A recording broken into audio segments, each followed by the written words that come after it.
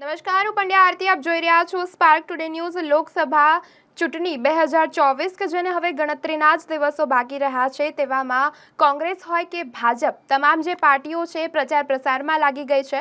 ત્યારે વડોદરા શહેરની જો વાત કરવામાં આવે તો વડોદરા શહેરમાં કોંગ્રેસ પક્ષના ઉમેદવાર જેમાં જનસંપર્ક યાત્રા સાવલી પહોંચી અને ત્યાં ઉષ્માભેર સ્વાગત કરવામાં આવ્યું. જેમાં વડોદરા લોકસભા કોંગ્રેસના ઉમેદવાર જસપાલસિંહ પઢિયાર કે જે જનસંપર્ક યાત્રા સાંધી રહ્યા છે અને તે થકી પ્રચાર પ્રસાર કરી રહ્યા છે, ત્યારે તેઓનો કાફલો સાવલી પહોંચતા સાવલીમાં કોંગ્રેસી કાર્યકર્તાઓ દ્વારા ઉષ્માભેર ભાદરવા ચોકડી પાસે તેઓનું સ્વાગત કરવામાં આવ્યું. વડોદરા લોકસભા કોંગ્રેસના ઉમેદવાર જસપાલસિંહ પઢિયારની જનસંપર્ક યાત્રાનો કાફલો સાવલીમાં આવી પહોંચતા સાવલી નગર તાલુકાના કોંગ્રેસી કાર્યકરો દ્વારા સાવલીની ભાદરવા ચોકડીએ ભવ્ય સ્વાગત કરવામાં આવ્યું. લોકસભાની ચૂંટણીના પડઘમ વાગી રહ્યા છે અને રાજકીય પક્ષો સહિતના ઉમેદવારો દ્વારા મતદારોની મુલાકાત કરી પોતાનો પક્ષ મૂકી રહ્યા છે. ત્યારે વડોદરા લોકસભા સીટના કોંગ્રેસ પક્ષના ઉમેદવાર 135 વિધાનસભા મત વિસ્તારમાં તાલુકા સાકરદાથી જનસંપર્ક યાત્રા શરૂઆત કરી.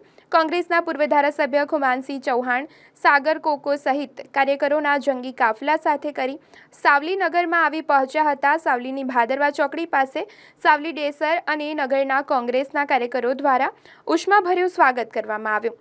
જેમાં મહારાણા ચોકે સ્થાપિત મહારાણા વીર પ્રતાપની પ્રતિમા પાસે પુષ્પાંજલિ કરી કાફલો જનસંપર્ક માટે ડેસર તાલુકાના ગામો બાજુ રવાના થયો.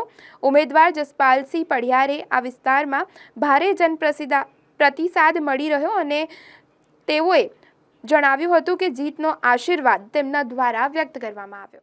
વડોદરા લોકસભા બેઠક અંતર્ગત આજે સાવલી વિધાનસભામાં આજે સવારે સાકરદાથી પ્રચાર શરૂઆત કરી છે. આજે અત્યારે સાવલી નગર ખાતે પહોંચ્યા છે.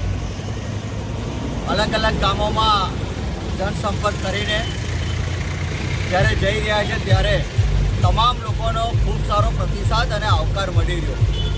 જેવી રીતે છેલ્લા 28 વર્ષોથી આ બેઠક ભારતીય જનતા પાર્ટી પાસે રહી છે, પરંતુ આ વખતે વડોદરા લોકસભા બેઠકની તમામ જનતા જે રીતે હાલની પરિસ્થિતિ રાજ્ય અને દેશની થઈ રહી છે, જેવી રીતે વડોદરાની વાત કરવામાં આવે છે, એમના જ માનનીય મુખ્યમંત્રીશ્રી દ્વારા કહેવામાં આવે, એમના જ અધ્યક્ષ દ્વારા કહેવામાં આવે કે સુરત અને અમદાવાદ કરતાં વડોદરાનો વિકાસ કેમ પાછળ રહી ગયો. એટલે સ્પષ્ટપણે દેખાઈ રહ્યું છે કે જે લોકોએ જનતાએ જેને પોતાના જનપ્રતિનિધિ બનાવ્યા કે ભાઈ કામ સારું કરશે, પરંતુ એ લોકો દ્વારા આટલા લાંબા શાસન બાદ પણ વડોદરા લોકસભા બેઠકના કામો થયા નથી.